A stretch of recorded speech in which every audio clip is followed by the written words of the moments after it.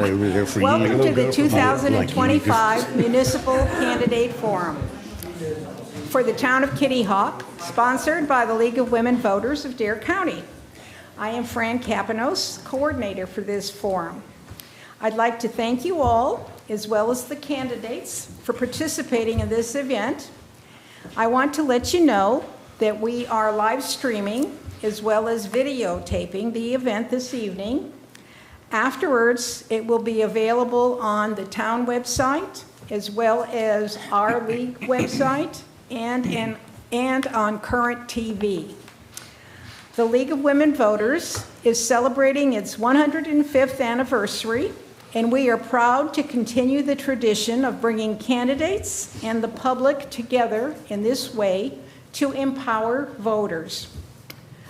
I will now introduce our moderator for this evening, Courtney Gallup. Thank you, Fran.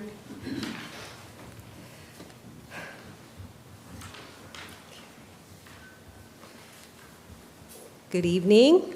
My name is Courtney Gallup. I'm a member of the League of Women Voters, Dare County League of Women Voters, and I live in Nags Head. The League is a nonprofit, nonpartisan political organization. It does three things. It encourages informed and active participation in all levels of government, works to increase understanding of major public policy issues, and influences public policy through education and advocacy. The League maintains a strict nonpartisan policy. It neither endorses nor opposes any political party or candidate. The League participates in the Positive Campaign Project and has requested that each candidate tonight take the Code of Campaign Ethics Pledge. We do not allow campaigning or campaign literature in the forum room. Please turn off all cell phones or electronic devices. Texting is prohibited. We request that you not take photos or videos during the forum. If you wish to take photos, we request that you do so either before the forum begins or after the final statements by the candidates. I'd like to now introduce the League members that are participating tonight. Our greeters, if you raise your hands when you hear your name: Catherine Doyle, Ron DeVoe, and Pat Hobart. Our question reviewers are Nancy Birondelli, Charlotte Padigo, and Tisa Head. Pardon me. Our timekeeper tonight is Karen Morey. We do encourage a lively and respectful discussion. If you think of a question during the forum, please raise your hand and one of our staff will hand you a question card. Let me tell you about the Town of Kitty Hawk candidates. There is one mayoral seat and 2 council seats up for election on November 4th. There are 4 mayoral and council candidates on your ballot. Present this evening are Gary Perry, candidate for mayor; candidate Charlotte Walker, candidate for mayor, and currently on the town council for Kitty Hawk; candidate Jeffrey Pruitt, currently on the town council, he's running unopposed; and candidate Peter Mance, candidate for the 2nd seat on the town council, he's also running unopposed. The format for the forum is as follows. Each candidate will have 3 minutes for an opening statement. The timekeeper will signal when the candidate has 30 seconds remaining.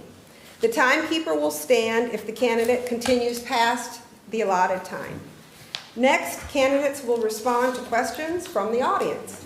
Questions were either submitted prior to the forum or they may be submitted during the forum.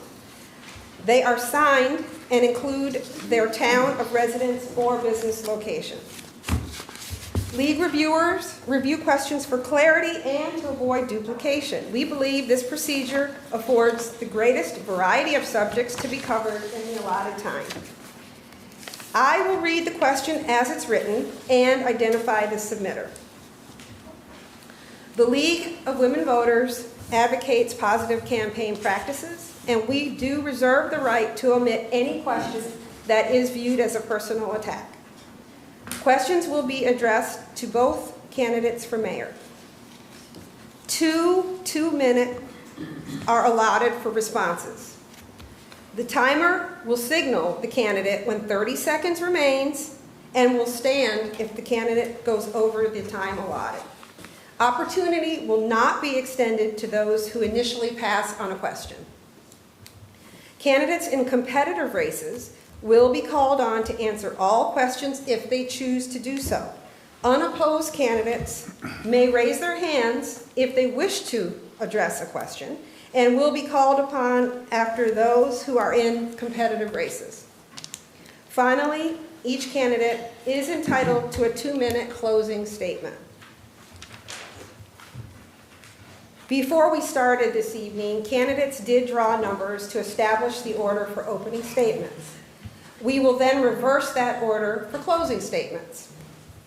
To begin tonight, we will begin with an opening statement from, based on the numbers drawn earlier, candidate Mance will be our first opening statement. Okay. Well, great. Good evening, everybody. And let me be the first to admit I'm a bit nervous tonight because there's a pretty intimidating group out there. So bear with us, please. The other thing I learned is not to go off the script. So I'm going to stick to my script for my opening remarks.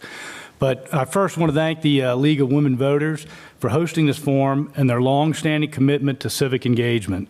Your dedication to producing informed voters and strengthening our democracy is invaluable. And it's exactly the spirit of service that inspired me to run for the Kitty Hawk Town Council. Although I grew up in Tidewater, Virginia, my heart has always belonged to the Outer Banks. Some of my earliest and happiest memories are here surfing, fishing, and driving the beach with my family from Sandbridge down to Duck. My wife and I became property owners nearly 15 years ago, and upon my retirement from the military, we finally made Kitty Hawk our permanent home. After 30 years of Navy family, we've lived all over the world in big cities, small towns, communities, both rural and urban. But Kitty Hawk has always been our safe harbor, our place of belonging. Our children called it home even when duty took us far away. That deep connection is why I feel a personal responsibility to give back to this town that has given my family so much. Now, Kitty Hawk, like many coastal towns, faces significant challenges, but I believe those challenges can be met with thoughtful leadership, collaboration, and shared sense of purpose. My vision for service focuses on 3 key priorities: safety, resiliency, and engagement. Safety means ensuring the well-being of everyone in our community, residents, visitors, and businesses alike. We already have an outstanding police, fire, and EMS departments, but we can and should do more to enhance pedestrian and bicycle safety. Developing a comprehensive mobility plan is essential to keeping Kitty Hawk safe for all. Resiliency means preparing for the future, protecting our homes, our environment, and our way of life from flooding, erosion, and storms. As a coastal community, we must act with foresight so our children and grandchildren can enjoy the same beauty we do today. And finally, engagement means keeping the connection strong between the town leadership and the citizens we serve. Government works best when it listens, when it builds solutions with the community, not just for it. I am committed to listening to your ideas, your concerns, and your hopes for Kitty Hawk's future. Together, we can ensure that Kitty Hawk remains the vibrant, safe, and welcoming community we all love. Thank you. Candidate Perry drew number 2. Good evening and welcome. To start, please allow me to answer a question many people have concerning why I'm running for governor or mayor. Next up. In short, I was asked to. When I started inquiring, why isn't the younger generation stepping up, the answer kept coming back: too busy, or lack of interest, or did not think they had sufficient knowledge to serve. The office of mayor must be filled, so I stepped up. Providing required services while evaluating wants or perceived needs is the proper function of council. The mayor is a single vote, but responsible for guiding the conversation to what each member believes town citizens want, but are not always possible due to physical restraints. With the help of fellow council members, financial prudence of taxpayer funds is paramount. We must be willing to say no to staff and citizens when necessary. Thank you for your attendance tonight and your interest in government. Thank you. The next opening statement will come from candidate Pruitt. Good evening, and I'd like to thank the League of Women Voters for hosting this forum. My last opportunity was during COVID, and it was on Zoom, and it was. I'm glad to be back in the town hall. Let me say that. I'd also like to thank all of our residents and people that have showed up here tonight. And again, I'd like to thank you for allowing me to serve for the past 12 years as your city councilman. I'm just going to say a little bit about myself. I've served 7 years prior to on council on the planning board and 6 years prior to that as the chairman of the recreation committee. During this time, I've witnessed the love our residents and vacationers have for Kitty Hawk. We know our home is fragile. That's why our environment is so important. Our wetlands, our maritime forests, our beaches are all part of one big puzzle. It takes all the pieces to maintain a balance on this island that we all call home. I'm a strong believer in the land use plan. It was a plan prepared by the residents of what they would like their town to look like in the future. That vision is a place to live, raise a family, and in harmony with nature. Once again, it's been an honor and a privilege to serve the people of Kitty Hawk for this many years, and I hope to continue to serve you well. Thank you. Candidate Walker will be our last opening statement. I am Charlotte Walker, and I have represented you for the last 4 years. When I came to Kitty Hawk fresh out of real estate school, I became the first woman in the profession on the Outer Banks. I worked hard to build my knowledge and experience and worked hard to build relationships and bridges in unfamiliar professional landscape. I was successful. I used that experience and those relationships to address the critical problem that I saw. There was a lack of affordable licensed childcare for working families. I did my homework, I looked up state building codes, licensing requirements, and I constructed and operated Better Beginnings. We expanded and ended up offering high-quality childcare that served up to 200 children a day. I trained and guided 28 caregivers and providers and for over 23 years. Those folks worked for me at Better Beginnings for over 2 decades because we learned together, we cared about what we were doing, and we operated as a team.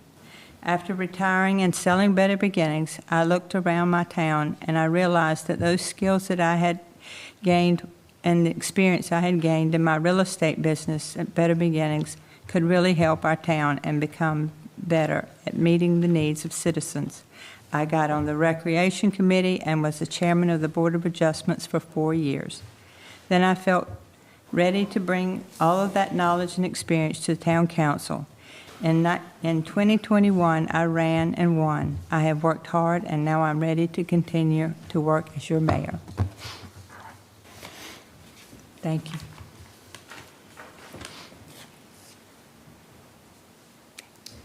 Thank you all for your opening statements. Now it's time for questions and answers from the voters. Randomly, to start us off, will be candidate Walker. The question is, and apparently this is for both candidates, why are you the most qualified candidate to fill this position? Candidate Walker. I have, like I said in my opening statement, I have the experience and the knowledge that I've gained through all my life. Every job I've had, every business I've created, and every life experience I've had has gone into making me the person that I am today, and I feel ready.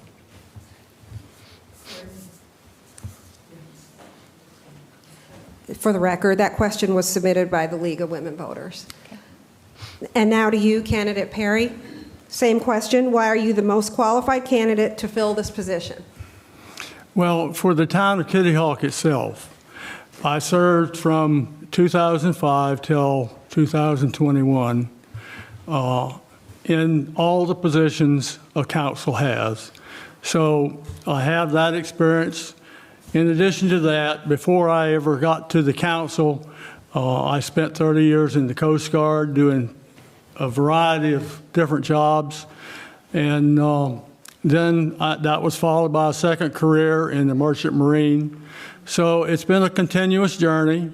And I did give it up for a while, but I was asked to come back. And that's why I'm trying to put my experience to good use. Thank you. Thank you. The next question is from Andy Zakos of Kitty Hawk. It's directed to the mayoral candidates. The question is, what do you think should be done to increase residential housing in Kitty Hawk? Going first is candidate Perry. And the question about residential housing was what? Are you asking me to repeat the question, sir? Please. The question is, what do you think should be done to increase residential housing in Kitty Hawk? Well, residential housing in Kitty Hawk is what most people prefer, okay? And they prefer it in a less dense situation. So if the heart of the question is, do we need some sort of housing that this workforce housing, or now it's getting ready to go into a non-government, nonprofit thing, I'm not sure the town people of Kitty Hawk have bought into that just yet. Thank you. Candidate Perry, same question. Candidate Walker, same question. I've been down here on the Outer Banks since 1972, and we have always had a housing issue. We have had employee issues. And we used to, when somebody rented their cottage, they would rent it for the 12 weeks of summer, and then somebody would rent it for the winter, and so that gave us housing. But there's a lot of creative ways that we can look at this, and I think it's manageable. I think we can come up with something that would work. Maybe we need to adjust our zoning laws a little bit to make it more possible, but thank you. The next question is from Charlotte Padigo of Kitty Hawk.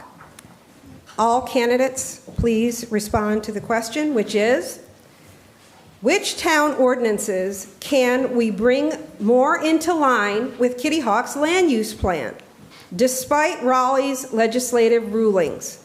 Can we implement more land use development standards, as in plan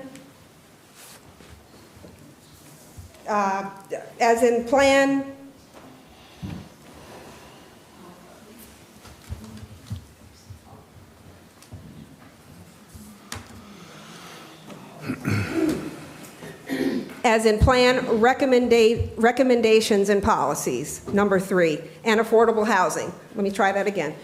The question is, which town ordinances can we bring more into line with Kitty Hawk's land use plan, despite Raleigh's legislative rulings? Can we implement more land use development standards as plan recommendations, policy number 3, and affordable housing? The first on that question will be candidate Walker.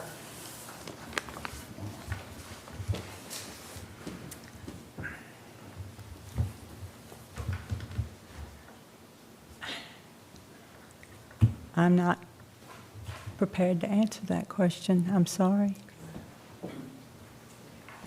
Thank you. Candidate Perry, same question. Well, Raleigh imposes certain things onto us that we simply cannot overcome. And to give you an example, we can't control how many bedrooms and things of that nature. And then they slip something in under the last minute rule, and all you can do is fight that after the fact. And we all know what's happened lately. That did happen. So with regard to affordable housing, I hope I just addressed that just a little bit, in the sense that housing is something we all need, but do the citizens of Kitty Hawk want dense housing? I would say no. Do they want to be forced into affordable housing, which you got to differentiate between affordable housing and workforce housing that's controlled. So you just got to work with it, but enacting ordinances just for that sole purpose, you got to be careful with that. You just got to be careful. Thank you. Thank you. Question number 4 comes from Christian Antonis of Kitty Hawk. And the question is, Kitty Hawk has a lot of commercial scale businesses being operated within residential zones. How will you address this issue and prevent them from being run inside residentially zoned neighborhoods? The first response will come from candidate Perry.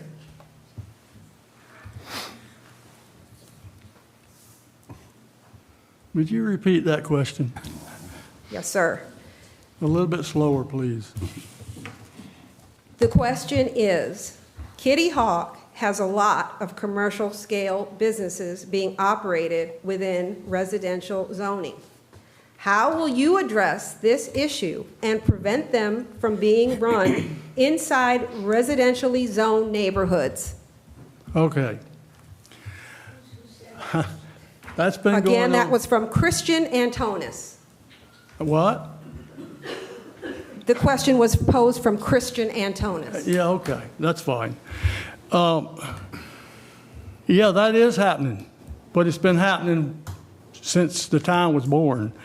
And it was happening before zoning happened, and trying to control that means you're going to go out here to citizens that have been making a living here as long as the town has been living. And what you have to do there is you just have to manage it to a level where it's not branching out into neighbors. If neighbors are not hollering, then maybe you need to leave it alone. If neighbors are hollering, you go look for it and you take care of it. But right now, if you're suggesting that we need to go into everybody's neighborhood and start looking at everything that's happening in the neighborhood, that's a hornet's nest. Plain and simple. And I wouldn't like to go there. Thank you. Candidate Walker. I am a proponent of reviewing our ordinances and wording them in such a way that they can be enforced. They are very vague. They have lots of little nooks and crannies that you can wiggle out of and say it's okay. But I think if we were able to go through our ordinances, which is a mammoth task, believe me, to bring them more into concise language and so that it were more easily enforced, that would be a good process. Thank you. Question number 5 is posed by Nellie Healy of Kitty Hawk. And the question is, would you find monies for regular drainage maintenance of our creeks and waterways? First on that question will be candidate Walker.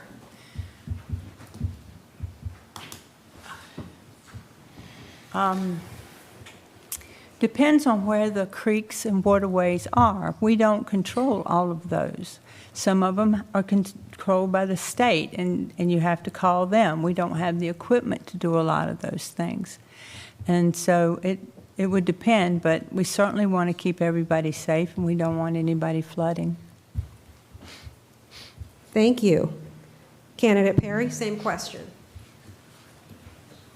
Well, Kitty Hawk's come a long ways with equipment, safety, manpower, and that sort of thing. So we're making progress, and it can continue, and we'll provide what's needed, but we have to stay within budget. We have to stay within what the citizens of Kitty Hawk can afford. It's just that simple. Could I chime in on that, please? So, Candidate Mance? thank you. One of my tenets or visions is for resiliency of this coastal community. And of course, that all ties in with, stormwater management and development. Just as Councilwoman Walker was saying, it depends on where those ditches and whatnot are. The proactive way, I think, to get after this is some kind of shoreline management plan that helps us drive into a larger focus of how do we protect our wetlands, what ditches need to be cleaned, what don't, and what can best fit into that framework of thinking. So, I'll comment too. Candidate Pruitt? Also, the town several times after storms have received money, and all that the permitting will allow is to remove falling debris that are in our waterways and our canals, and it's called a hook and snag, and that's all that really can be done as far as the town, and it's contracted out. And as far as the cleaning our canals, at one time Kitty Hawk had numerous canals that were designed to move the water out and to control mosquitoes, but due to environmental concerns and regulations, the dredging is impossible because there is nowhere to put the fill that you dredge out of some of these small canals. So the culverts and stuff can be cleaned out, but as far as dredging canals and ditches, it is almost an environmental impossible now. That's all. Thank you. Going on to question 6. The question is from Alan Stegner of Kitty Hawk, addressed to both candidates. The question is, will you please more closely monitor and enforce our city ordinance concerning junk and unlicensed vehicles, including boats? There are 5 such vehicles on Seascape Drive. The first response will come from candidate Perry. Unlicensed vehicles. Is that what I'm hearing? Okay. And what would we do about it? Well, if they're on private property, then they need to be reported for tax purposes. But as far as moving them off, unless they're junk and declared some sort of junk and a nuisance, and we do have an ordinance for that, then that's the proper way to take care of that. Thank you. Next response from candidate Walker. In Article 22, Chapter 22, there is an ordinance for removing these items and giving the owners notice that they will be fees associated with it if they don't move them. There are, again, like I said, there are some loopholes and some vague language that allows some different interpretations of it, but I would definitely be willing to do that, and I know exactly ones he's talking about, and he's right. Thank you. Question 7 is from the Dare County League of Women Voters. The question is, what improvements would you make to public health and safety programs? The first response, please, from candidate Walker.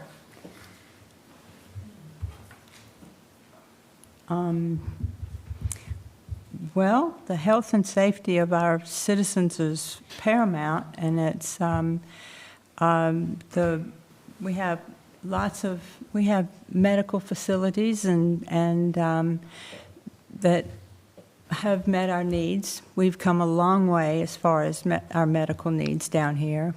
We have some more to go, I can promise you, but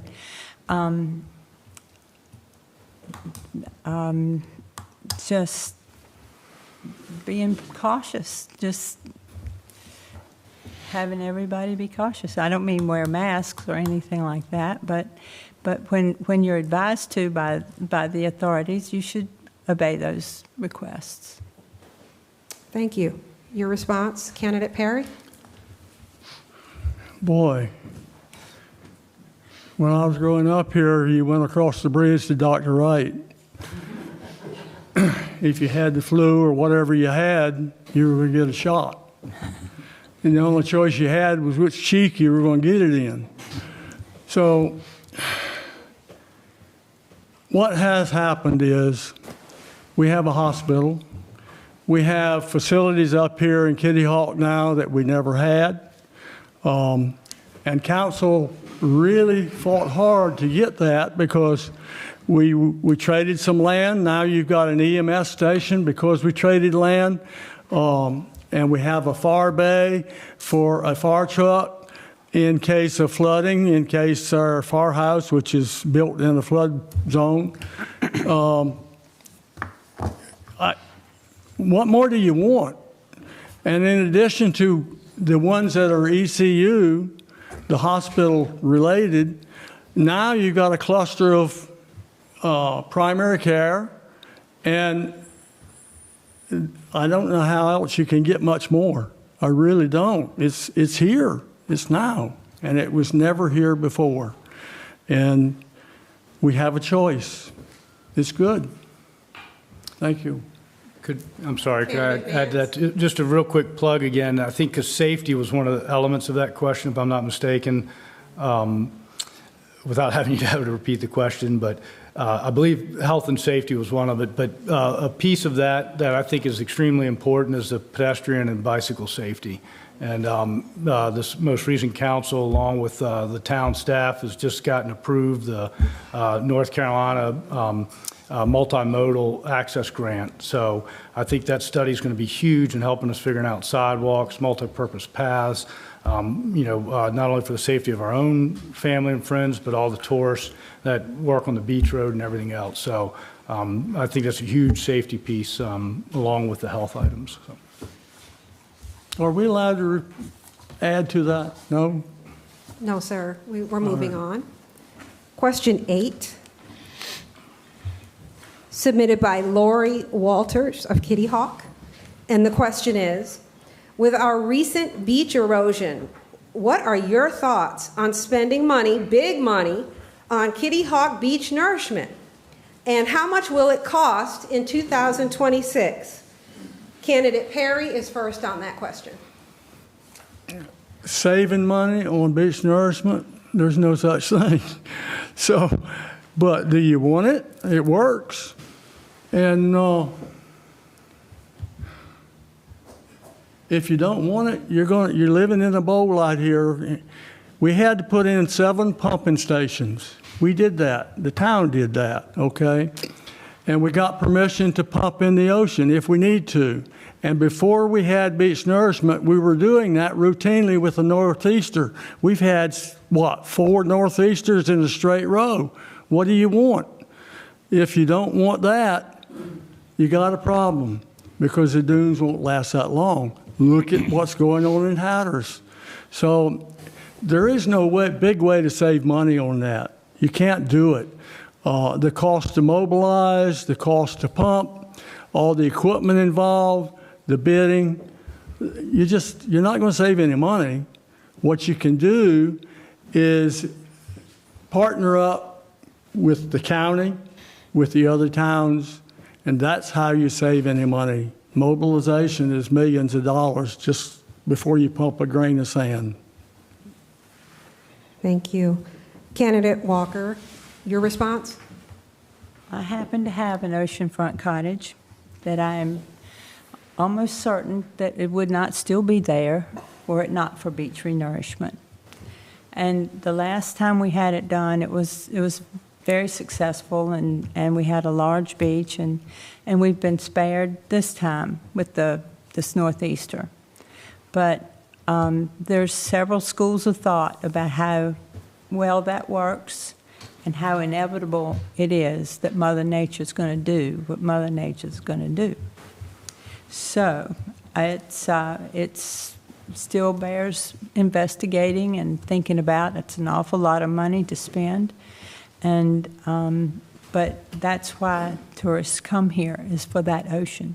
So we have to protect that. Thank you. Candidate Pruitt?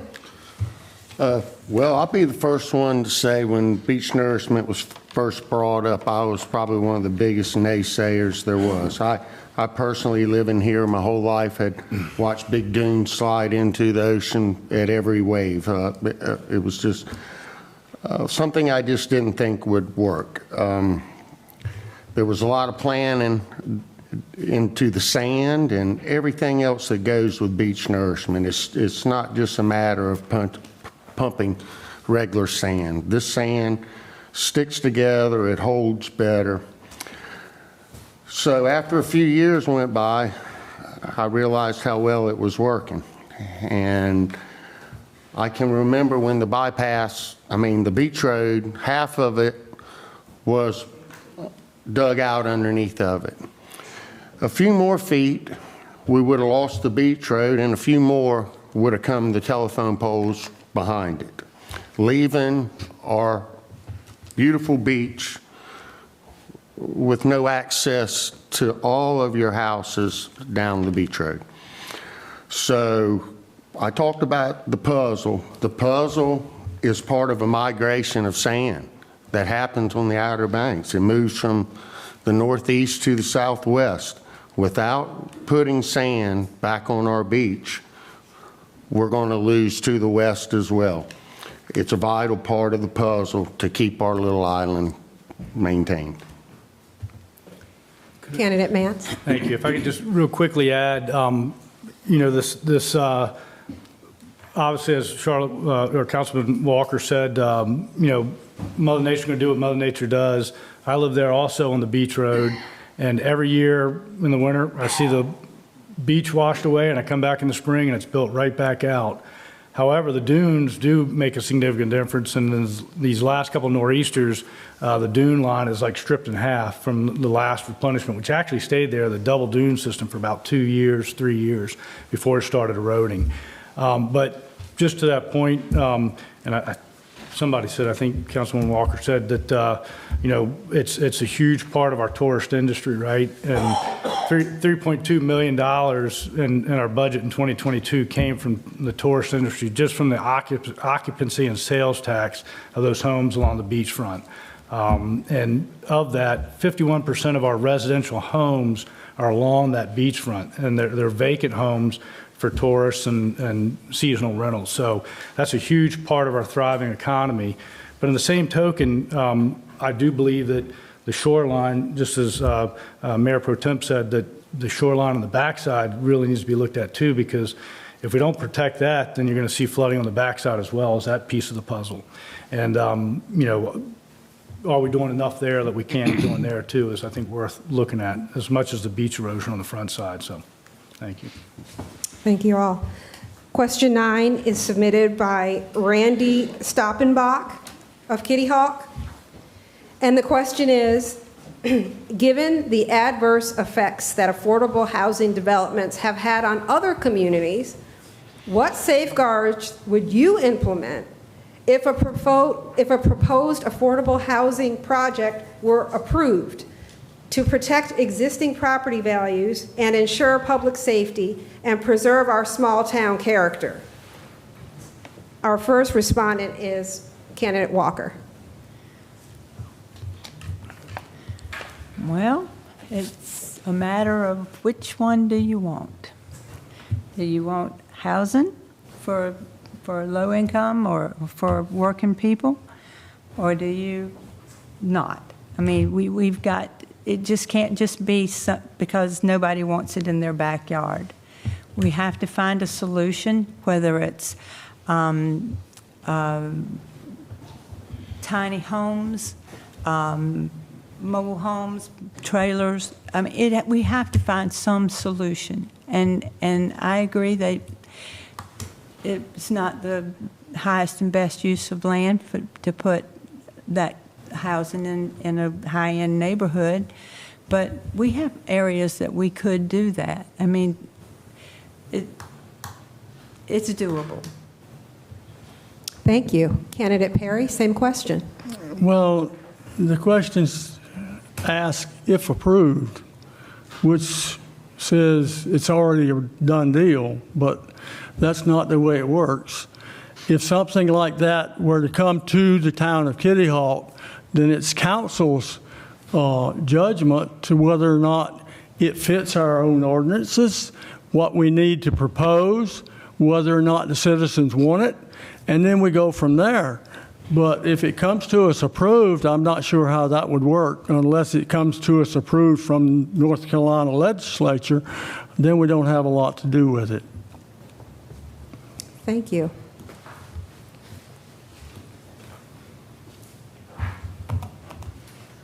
Question 10 is posed by Linda Corson of Kitty Hawk. And the question is, what can we do to make homeowners have lids on trash cans and business dumpsters to have lids so when the wind blows, trash doesn't get in our canals and ocean? The first responder is candidate Perry. Repeat the question. What can we do to make homeowners have lids on trash cans and business dumpsters to have lids so when the wind blows, trash doesn't get in our canals and ocean? I didn't understand the question, so I'll let it go. That's a pass, sir. Candidate Walker. Well, that's part of the element down here. Even if you've got a lid on it, it might blow the trash can over. It's part of the element that we have to deal with, and unless you're going to go out there and sit on the lid, it's really hard to do that. But I'm sure they make something that you could actually have something that held the lid down, like a wooden structure with something that would hold the lid down, but it's part of the world here. Candidate Pruitt. Well, years ago, we did have an entrepreneur come in here, and he was willing to come to your property and pour a cement pad and put magnetic holders, which would withstand 50-mile-an-hour wind or something. And he had brought the idea to the town to put a few in, and I do think there are a few of them up in Southern Shores. He named the places where he put them, but they do make, the man does make a trash can that goes to the Dare County, and somehow he hooks magnets, or somehow it's a clip that there is. So there is ways to keep them blowing away, but it seemed like the price was a little bit expensive. Thank you. Candidate Mance. In violent agreement, I live on the beach road, and every morning I walk the dogs on the beach and I look out on the shoreline and there's hardly any trash. I've never lived on a beach anywhere in the world where I walk out and it's not littered with some kind of plastic or some, so it's so beautiful. And then I walk back over the dunes, back to my house, I look down the corridor of the beach road there and there's trash everywhere, It's actually not that bad, but it does get bad. And of course, on that beach side, it gets so much more windy in the wintertime mostly. So the summertime, we're kind of safe unless a storm comes through, and tourists are usually there, and they're pretty good about picking it up. And just before I came over here, I picked up 4 trash cans in the street right behind my house of renter vacant homes that just people have left them out there. So I think one thing is just through maybe the realty companies and letting the renters know, hey, there's got to be some kind of responsibility for your trash when you take it out. They all know when to take it out because they got their cans full and they want to fill it up the next day, but bringing it back in, that creates a hazard too when that beach road, the emergency lane is so small and all those trash cans are stuck out. Even down Kitty Hawk Road here, all the roads really, it becomes a nuisance when you're biking or running or anything like that. So getting them back in is half the problem, and just that education of the tourists that, hey, take some responsibility if you can, I think is one thing. I'm all for innovative ideas too of magnets and stuff, but that could certainly play a place, but thank you. Thank you all. We're on question 11. The question comes from Nicholas Antonis of Kitty Hawk. To both candidates, all candidates, what changes are you planning to make to the town vision and policies that would impact not only the residents, but town employees as well? Candidate Walker, you're first.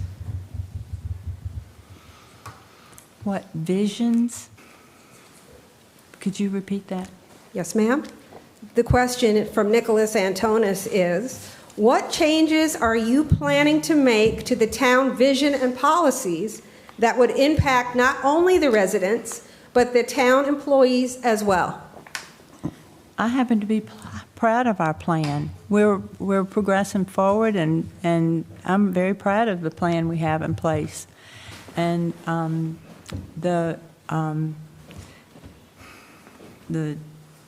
I can't imagine. I hope it's not affecting the employees because I care very much about them.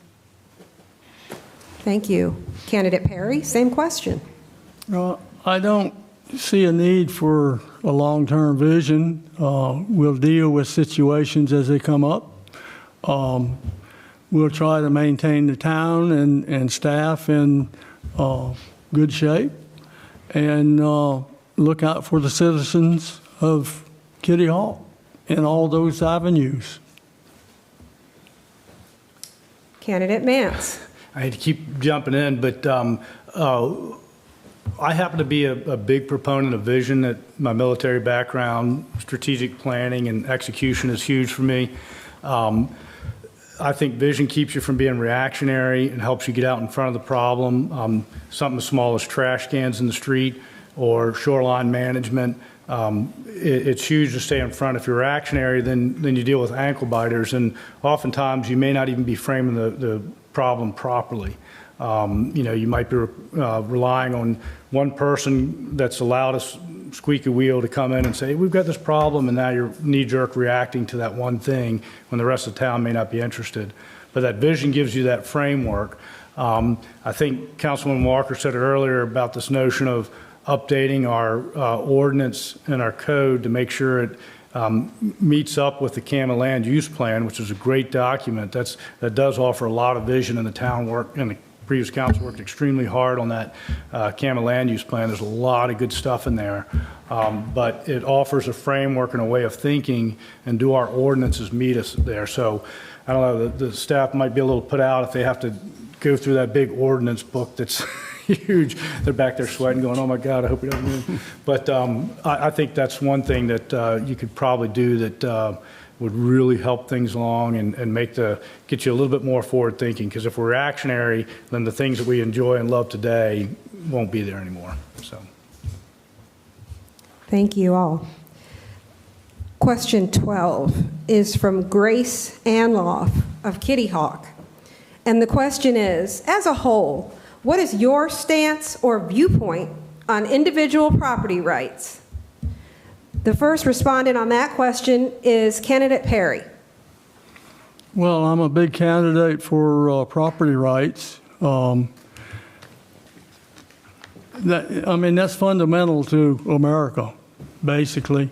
And I would try to maintain property rights in every way possible. Sometimes you have to deal with things that might overcome something that somebody individually doesn't like, but property rights are sacrosanct. We need to maintain property rights. Thank you. Candidate Walker? Property rights entered into one of the questions I had earlier about the junk cars.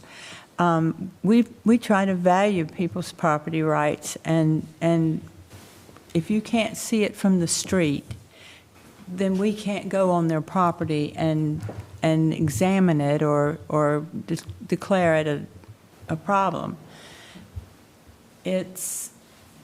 Property rights are very important, and this is a property rights town.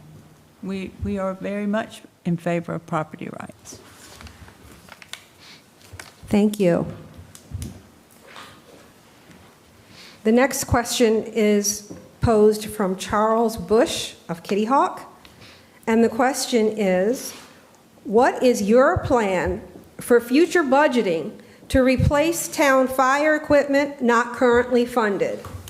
The first response will come from candidate Walker. Well, I had envisioned that we might add a cent of a 1 penny tax per 100 that would go directly into a fund that is set aside and it's earmarked especially for a fire truck. And we have a need that will be coming up in 5 years. That if we had voted to do that, when you order the fire truck, the price is the price that day. And it stops, but you don't pay anything to them until you get the fire truck. So that allowed for the money to be on savings. It allowed us to have more shared revenue. It would have allowed us to be ready for that fire truck. And next year, when we go back and talk about it, the fire truck could be $250,000 more than it is this year. So there's a way to protect it and to have money for what we need. Thank you. Candidate Perry, same question. Okay. Fire trucks are robust equipment. They're built strong, they're built for long lasting. And the other thing to consider when you're doing a fire truck replacement, whether it be a ladder truck or an engine truck, and I'm not sure which one we're talking about here, but it doesn't matter.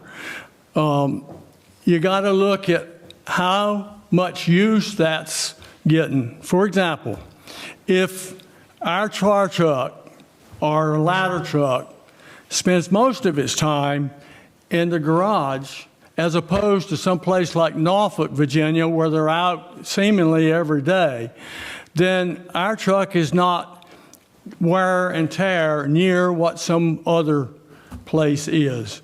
So the fact that the trucks are built strong, built to last, needs to be considered when you're considering how often you need to replace the trucks. We've been through this before. And the set-aside, whether it's a tax or capital set-aside, been doing that for years. And that's how most of the things that you see in fire trucks and others have been paid for before they were ordered and purchased. Thank you. Okay. Candidate Pruitt, please. Yes, we always budget every year for the essential equipment for police cars and fire trucks, and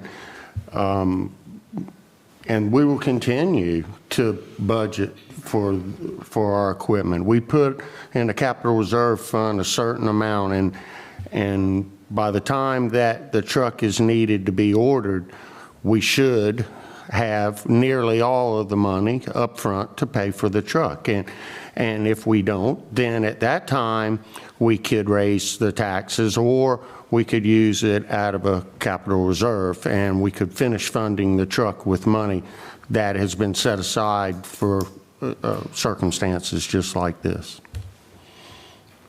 Thank you. We're moving on to question 14, and it comes from Robert Healy of Kitty Hawk. And he's asking, what services and projects has the government shut down, put on hold in Kitty Hawk? The first response will come from candidate Perry. Well, I'm not in office, so I don't really know the answer to that question. I don't think it has affected us very much here because, like Jeff said, most of the time a capital reserve has been set aside. And what most folks don't realize is there's $3.5 million that have been set aside since Governor Beverly Perdue was in office.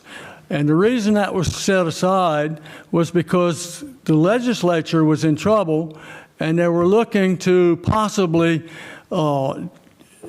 change the shared revenue so they got more and we got less. So we needed that. Where did the figure come from for $3.5 million?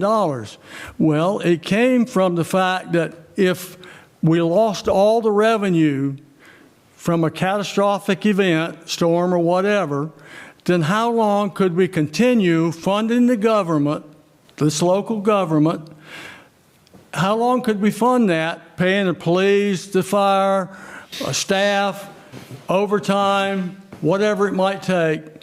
And at that time, it was about 6 months. Fast forward to today, with inflation and all the rest of it, it's about 3 months. So that's why you have a reserve. That's why the towns should be in good shape. But again, I'm not on council now. Thank you. Candidate Walker, same question. I'm not aware of anything that's been cut at this moment. Thank you. We're moving on to question 15. It comes from Ann Sumners of Kitty Hawk. And the question is, with the new requirements on new construction, how can you protect the properties already there from flooding and runoff? The first response, please, from Candidate Walker.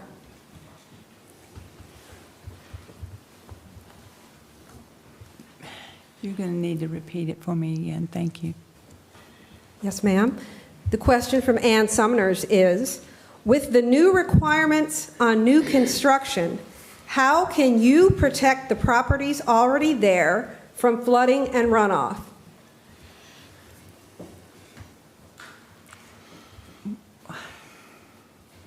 I don't understand why it would be a need. I'm not understanding why the construction, if it's done properly and according to code and according to what we're asking them to do, unless there's an exorbitant amount of fill that they put in the lot, I'm just not understanding why that would be a problem. I'm sorry. Thank you. Candidate Perry, same question. Sometimes when a new house is built, they do add fill, and that can impact an existing property. And the problem comes in interpretation by the inspector or the planning director of encroachment. So it has to be looked at on a case-by-case basis. Where would the water go? How does it impact somebody? And whether or not the rules even allow that. That's a tough one to answer because the inspector is following the rules. And if the rules need to be changed, then sometimes you run afoul of other things. But that's what council's here for, to look at stuff like that and look and see if they can make changes that make sense. Candidate Mance. Okay. A couple things come up here, and you know, while again that balancing act of encouraging good development for our infrastructure and our economy, as far as our building homes for tourists and vacation rentals and that sort of thing, let alone personal homes for residents.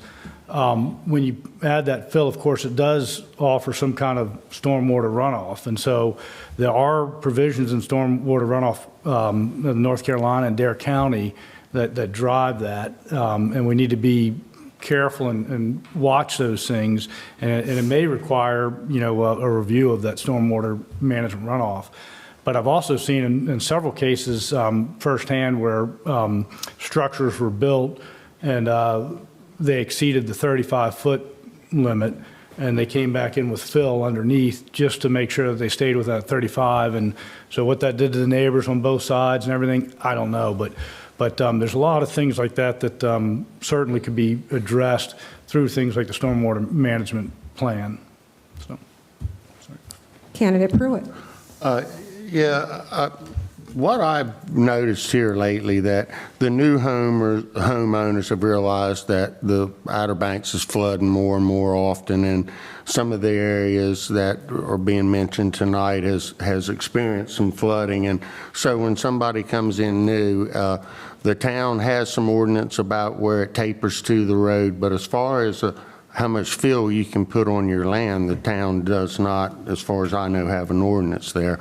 And so what seems to happen is somebody put 2 foot and the guy next door goes 3 foot. And so that's what's going on. And whether there's a way that we can make something so you have to have a channel or something between the lots. I don't know, but it is becoming a problem because most of your prime lots have already been developed, and now a lot of them are in lower areas and are requiring a lot more fill, and that fill seems to push the water to their neighbors. So that is something that the town does need to look into and address for sure. Thank you all. Question 17 comes from Alan Stegner of Kitty Hawk, and he asks, concerning our increased and impatient traffic volume, will you please work with other towns and county commissioners to promote the installation of red light cameras on the bypass? First up is candidate Perry. What was the last part of the question? Something. You're requesting me to read the Yes, question? please. Concerning our increased and impatient traffic volume, will you please work with our other towns and county commissioners to promote the installation of red light cameras on the bypass? Oh, yeah, if it's necessary. And it may become necessary simply because the traffic does move along pretty good. So in coordination with the county and other towns, that's something that could be looked at, yes. Thank you. Candidate Walker, your response? We could certainly do that, and I do know that it is a very expensive proposition to install. You need officers to review the cameras and make sure that that's exactly what happened. And it's not as simple as just taking a picture and sending somebody a bill for running a red light. It's a very expensive proposition, but it would save lives. Candidate Pruitt on that question. When it comes to the traffic, you know, I have to see the middle lane as a really big problem, and being in other places where the center lane has been done away with, and to where all of your roads on, say, the west side of the bypass have to do a right only and go to your next intersection where they can do a U-turn back and come back on the other side. There's a lot of areas where it's right only until you get to an area and you U back. And I believe our safety problem is clearly the middle lane. I mean, it's just, it doesn't make any sense at all to me with two arrows pointing opposite directions, 1 foot away from each other. So. Thank you.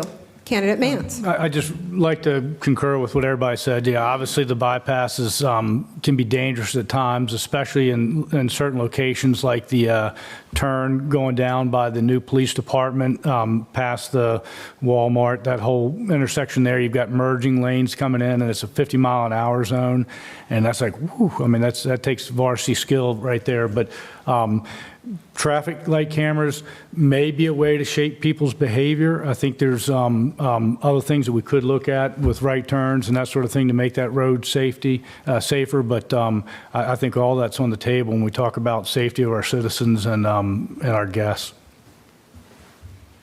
Thank you all.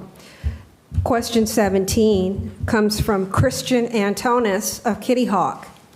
The question is, what is your stance on employee pay and benefits? And will you look to increase benefits and pay to match fair market value? First, we'll hear from candidate Walker. We make every effort to, and we have made a lot of changes since I've been on the board in pay and benefits. And I've been a proponent of paying people fair wages the whole time. I've wanted us to be the gold standard because we would hire people, we would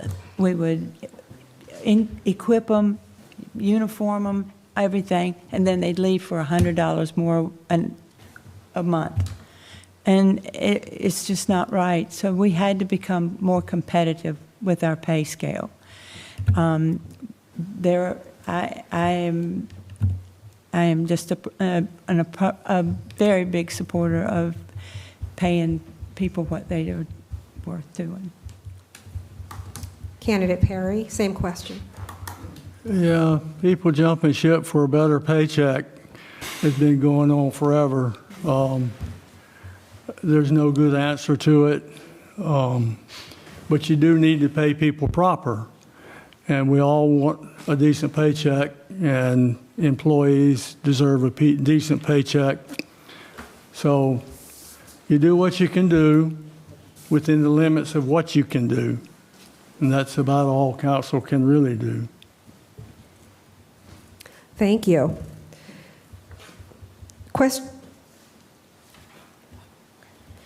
I'm hearing that this will be our final question. And the question comes from Lori Walters. The 18th question is, what is the financial health or status of Kitty Hawk debt? Rainy day fund, where do you see areas of improvement?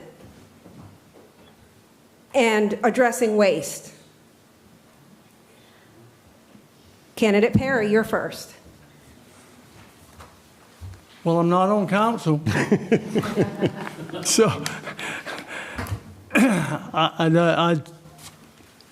don't have an answer for you right now. If I get on council, I'll give you an answer. Thank you. Candidate Walker? I don't think you even understood that question. So I would really like a chance to hear it one more time. I hate Yes, to ma'am. do that. It's not that I'm hard of hearing. I just don't understand it. Yes, ma'am. And the question from Lori Walters is, what is the financial health or status of Kitty Hawk debt? Rainy day fund? Where do you see areas of improvement and addressing waste?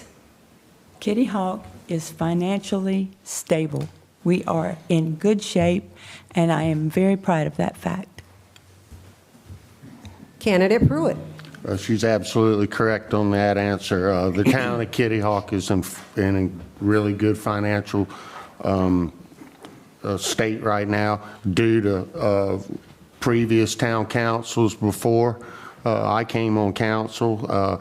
There has always been money in the reserve, and all the councils that I've worked with have all worked hard to budget the money really well for the citizens of Kitty Hawk. There's not much waste that goes on in this town, I can tell you. Thank you. It is now time for candidates' closing remarks. We are going to go in reverse order from the opening remarks. The first candidate to offer closing statements will be Candidate Walker. Thank you. In my time on council, I kept learning what the issues were and worked on the board to use taxpayer dollars that entrusted us to make Kitty Hawk a better place to live and work.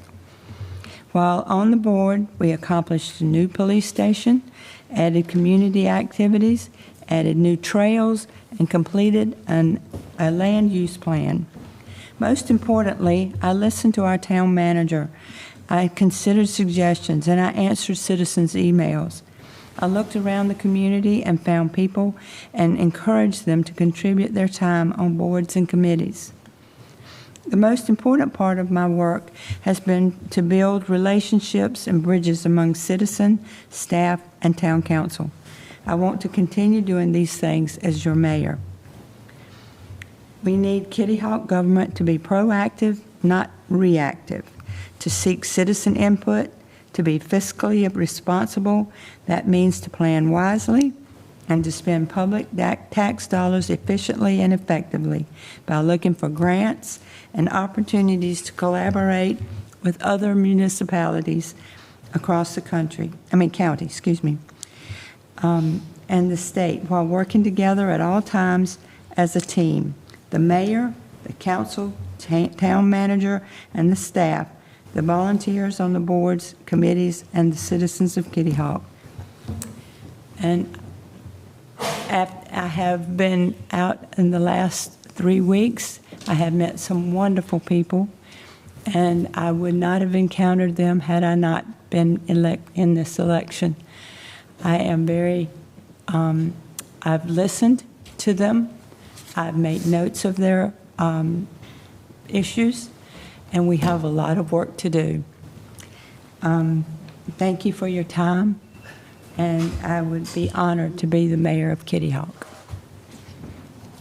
Thank you. The next closing statement comes from candidate Pruitt.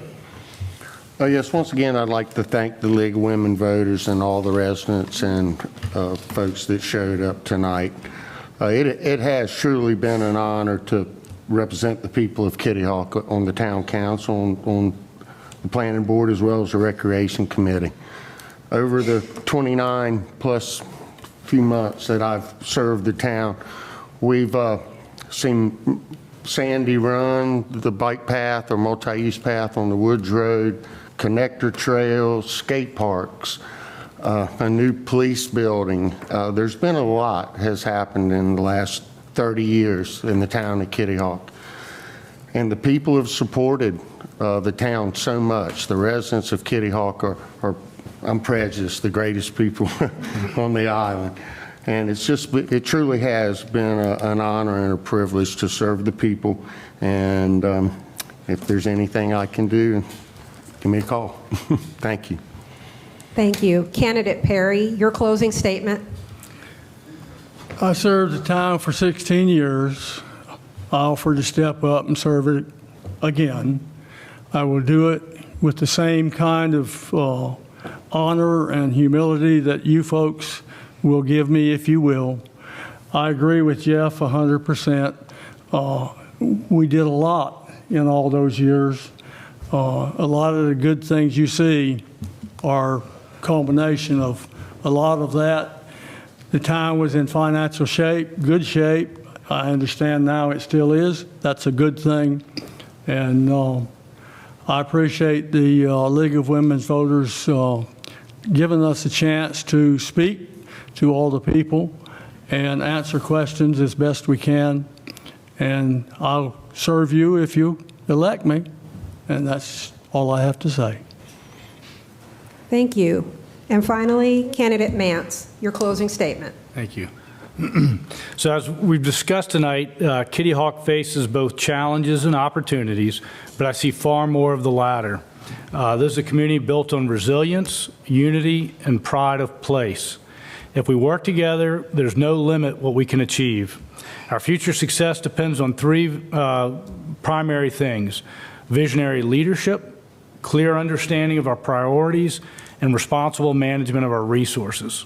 We must anticipate challenges before they become problems and make decisions rooted in the values that define us: community, integrity, and stewardship of this beautiful coastal town. I'm running for town council because I want to serve you, our citizens, and help ensure Kitty Hawk remains a safe, prosperous, and connected community for generations to come. Thank you again to the League of Women Voters of Dare County for this opportunity, and thank you for everyone here tonight for caring about the future of our town. Together, let's keep Kitty Hawk a special place we all call home. Thank you. Thank you. And that concludes the Town of Kitty Hawk Candidate Forum.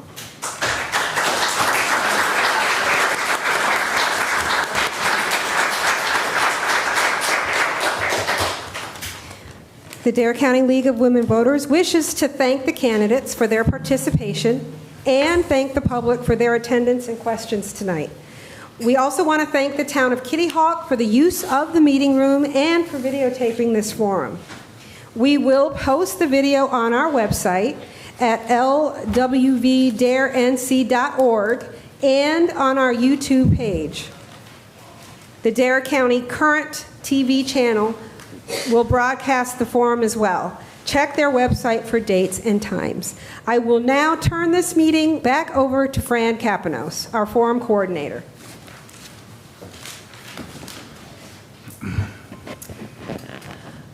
This year, we have asked all candidates to participate in the League's online voter guide called vote411.org. This is a one-stop shop website that voters may access on their phone or their PC. You key in your address and you can view your ballot, the candidate information, their philosophy statement, social media links, and their responses in their own words to the questions that we posed and more.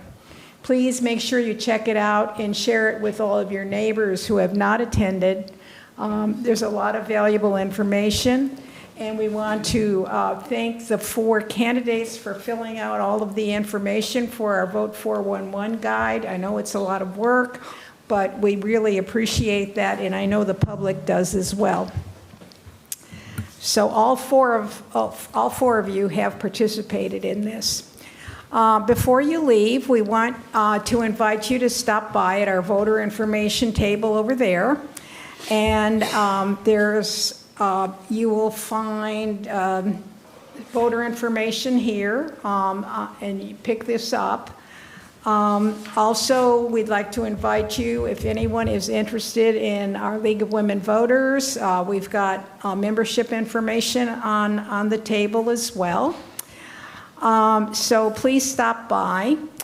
Remember that in respect to voting, that you will be required to present an acceptable photo ID in order to vote. The last day to register to vote was Friday, October the 10th. But if you missed that date, you may still register to vote at one-stop early voting sites. And most of you know that our early voting site is in Kill Devil Hills at the town hall. So early voting, you have opportunity to vote, stop by. It begins Thursday, October 16th, that's this week, and runs until Saturday, November 1st. So be sure to inform all of your neighbors to stop by and vote. And also absentee ballots by mail must be returned to the Board of Elections by November 4th, Election Day, at 7:30 p.m. So I want to thank you all for coming. I want to thank the candidates for doing such a beautiful job on answering the questions and doing their opening and closing statements. I want to thank Courtney Gallup for doing a great job as moderator. And again, thank you all for coming. Thank you.